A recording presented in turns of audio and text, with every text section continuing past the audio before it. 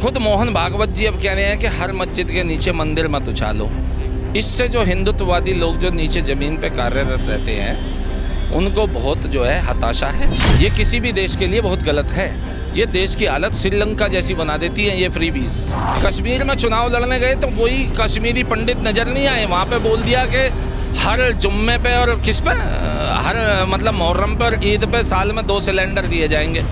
हिंदुओं की दिवाली पे दीपावली 5 रुपए की शुभ दीपावली भी उन्हें ना दी जावे। इन्हें योगी महाराज को आगे कर देना चाहिए।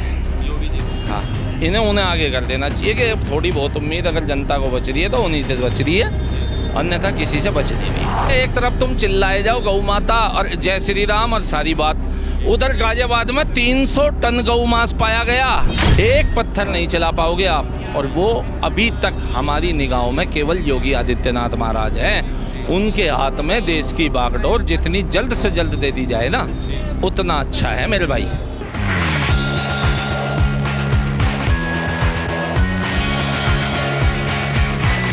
नमस्कार दर्शकों, आपने देखना शुरू कर दिया है भैया जी गजब और मैं हूं जितेश मिश्रा।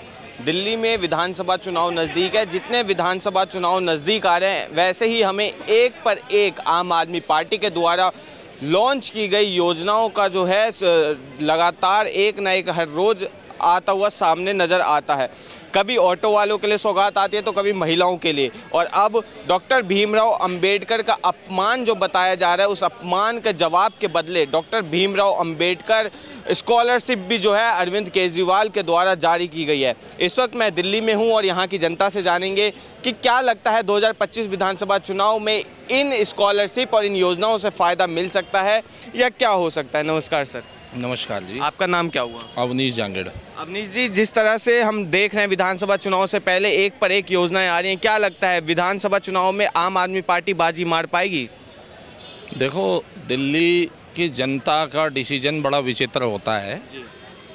यहाँ 2014 के लोकसभा चुनाव से और फिर 2019 के लोकसभा चुनाव और 24 के लोकसभा चुनाव, तीनों बार 7 सीटें भाजपा को दी गई दिल्ली की जनता के द्वारा, और उसके बावजूद विधानसभा में फैक्टर केवल और केवल केजरीवाल का चल रहा है।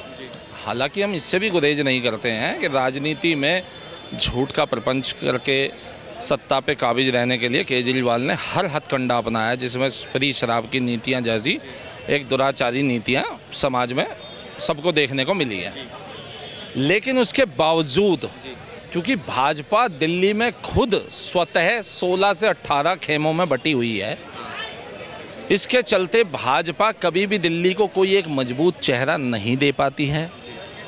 और इसका जीता जागता उदाहरण आपके सामने है कि जो दिल्ली की जनता को भी पता है कि कांग्रेस तो भाई कहीं से कहीं तक दिल्ली में तो शायद स्टैंड करती ही नहीं है, और आम आदमी पार्टी जब अपनी लिस्ट जारी कर चुकी है सभी सीटों पे कैंडिडेट के नाम को लेकर के, तो भाजपा अभी तक किस मंथन में लगी हुई है? क्या ये वो मंथन है जो उन्हें चुनाव के बाद, हार के बाद में करना चाहिए या पहले करना चाहिए? और अगर ये मंथन होता भी है तो ये देखा जाएगा कि किस सीट पर कितना काबिल कैंडिडेट वो उतारते हैं और केजरीवाल के समक्ष कितना प्रभावी चेहरा वो देते हैं जो दिल्ली की जनता के दिल को भा जाए। जहां 70 सीटों पे आम आदमी पार्टी ने अपने कैंडिडेट्स उतारे, क्या लगता है भाजपा के पास कोई ऐसा है ही नहीं जो 70 सीट पे भी अपना नाम जाहिर कर सकें?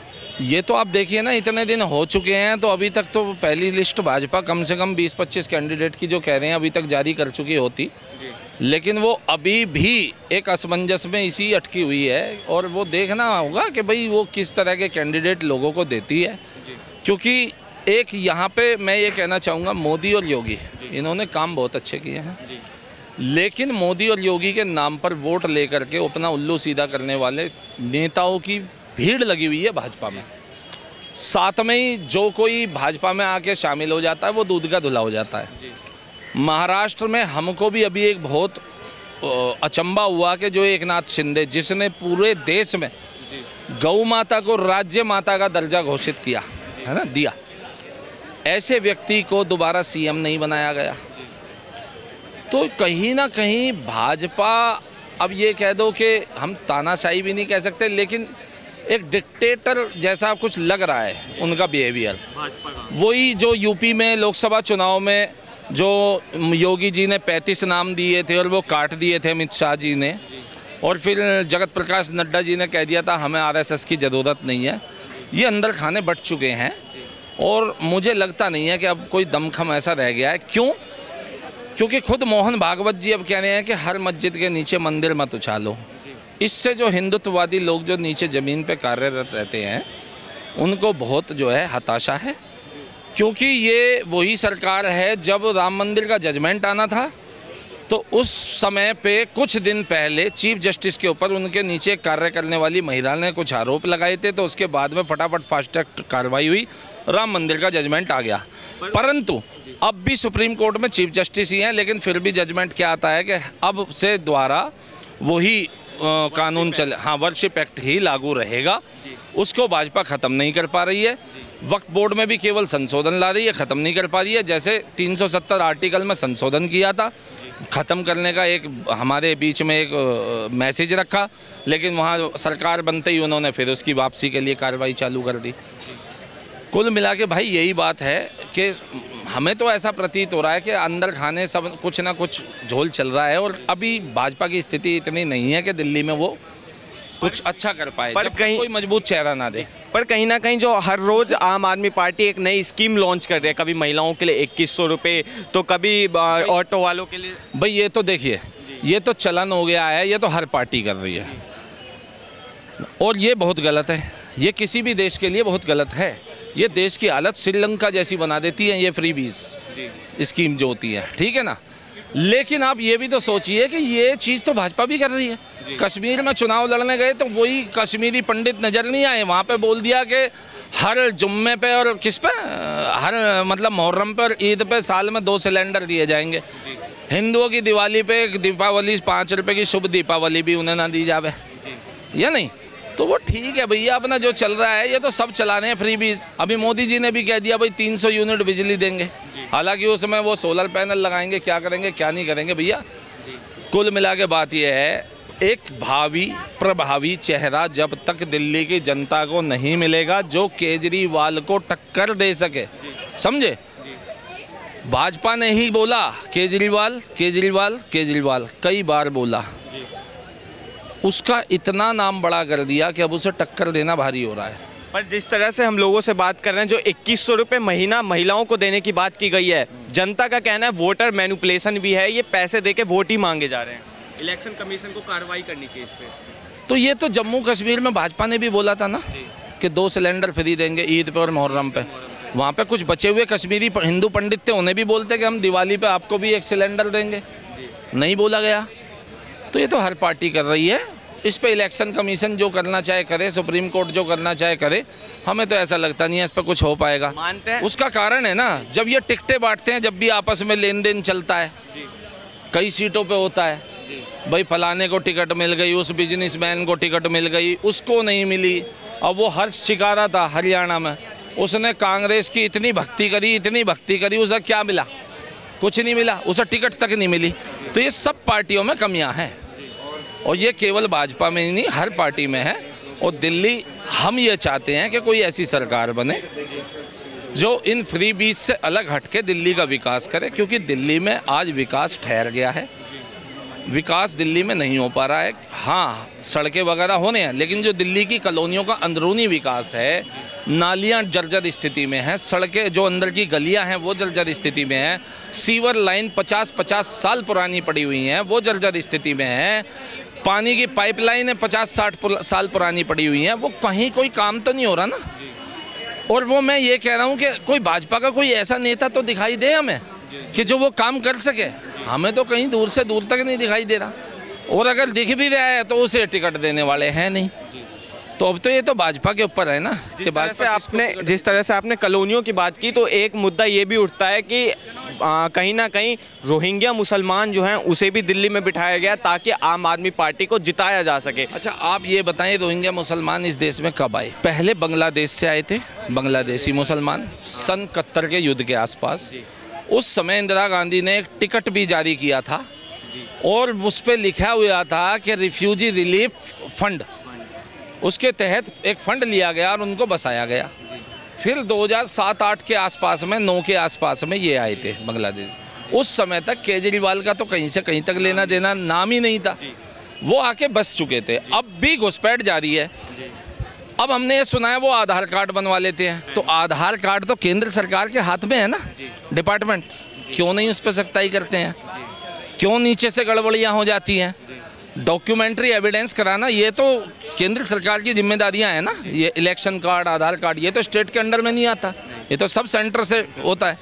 तो ये चीज़ तो फिर वहाँ पे कमजोरी हो रही है ना। पहले तो पैसा खा रहे हैं, फिर बाद में उन पर आरोप लगा रहे हैं। हम भी चाहते हैं रोहिंग्या इस देश से बाहर जाने चाहिए, वे इस देश के नागरिक है ही नहीं, वे इस देश में क्यों पले बढ़े, या नहीं? लेकिन हाँ, केजरीवाल उनका सपोर्ट करते हैं, भाजपा विरोध करती है, लेकिन खुल के भाजपा भी विरोध नहीं कर पाएगी। जब लोकसभा का रिजल्ट आया था तो सुधांशु त्रिवेदी जी बहुत सुलझे हुए प्रवक्ता हैं। उन्होंने कहा था कि रामपुर में यूपी के एक गांव था जिसमें 500 घर थे और 2200 वोट थी, सारे के सारे मुस्लिम थे। उन्होंने एक वोट ना दी। इन्होंने भाजपा ने उससे सीख ली और उसके बाद में इन्होंने कहा, पहले तो महाराष्ट्र में इन्होंने वक्फ बोर्ड में कुछ पैसे दे दिए, कई 100 करोड़ रुपए। उसके बाद में इन्होंने कहा कि 5 लाख मुसलमानों को भारतीय जनता पार्टी से जोड़ो। अरे भाई, चाहते क्या हो? एक तरफ गलत भी बता रहे हो, एक तरफ उन्हें जोड़ भी रहे हो। आप उसी तरह से भाजपा की नीति मान रहे हैं जिस तरह से एक बार इलेक्ट्रॉल बॉन्ड में चंदा लेना बीफ कंपनी से। क्लियर स्टैंड नहीं है भाजपा का, और ऐसा थका अटका हुआ स्टैंड कभी इस देश को हिंदू राष्ट्र बनाने में साबित हो ही नहीं सकता। और मैं तो ये कह रहा हूँ, इन्हें योगी महाराज को आगे कर देना चाहिए। योगी जी को? हाँ, उन्हें आगे कर देना चाहिए कि अब थोड़ी बहुत उम्मीद अगर जनता को बच रही है तो उन्हीं से बच रही है, अन्यथा किसी से बच नहीं रही है।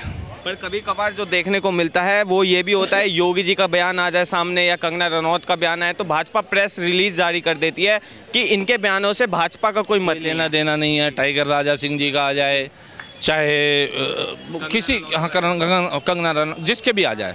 देखिए, एक मिनट, संविधान है ना, वो हमारा कॉन्स्टिट्यूशन जो है ना, उसके अंदर सब धर्म के हिसाब किताब से। नहीं, मैं बता रहा हूँ, वो संविधान वाला भी बता दूंगा मैं भाई साहब को एकदम। अभी आप रुकिए, मैं संविधान भी आपको एकदम ऐसा समझाऊंगा, आप बिल्कुल समझ जाएंगे, जनता भी समझेगी। जो आपने कहा कि स्टेटमेंट से किनारा कर जाती है भाजपा, हम यही तो समझाना चाह रहे हैं कि उधर सुधांशु त्रिवेदी कह रहे हैं कि 500 घरों को आवास योजना में घर दिए रामपुर में, 2200 मुसलमानों को, पूरे के पूरे गाँव को। और ये सोचो, उस गाँव में कोई घर ही नहीं था, सारे घर इन्होंने नए तोड़ के बना दिए। अब ये नहीं देखा कोई अमीर है कोई गरीब है, उसके बावजूद वोट नहीं मिला, फिर कह रहे 5 लाख मुसलमानों को जोड़ो, अभियान चला गया। तो ये तो इनका एक तुष्टीकरण हो गया। वो तुष्टीकरण ये हो गया कि भाई ठीक है, एक तरफ तुम चिल्लाए जाओ गौ माता और जय श्री राम और सारी बात। उधर गाजियाबाद में 300 टन गौ मांस पाया गया। कितना? 300 टन। ग्रेटर नोएडा, गाजियाबाद कहाँ? ग्रेटर नोएडा में 300 टन गौ मांस जो पाया गया, कहाँ है वो? कल वो अक्यूज्ड। क्यों चुप है देश की मीडिया? बताऊं क्यों? क्योंकि कहीं ना कहीं नीचे जो जमीनी कार्यकर्ता है ना, उन्हें भी विवश कर दिया जाता है, उनके भी मुंह बंद कर दिए जाते हैं, उन्हें भी चुप बैठा दिया जाता है। और ये हकीकत है, और ये हकीकत हमारे देश के सभी गोरक्षकों को जान लेनी चाहिए, सभी हिंदुत्ववादी लोगों को जान लेनी चाहिए, और सभी, मैं क्यों कहता हूँ, संपूर्ण देश की जनता को जान लेनी चाहिए। और जो लोग इस देश में पत्थरबाजी करके माहौल बिगाड़ते हैं, अराजकता करते हैं, उन्हें भी ये जान लेना चाहिए कि कोई ना कोई एक दिन एक नेता अवश्य ऐसा आएगा जो वास्तव में इस हिंदू राष्ट्र को हिंदू राष्ट्र घोषित करके मानेगा।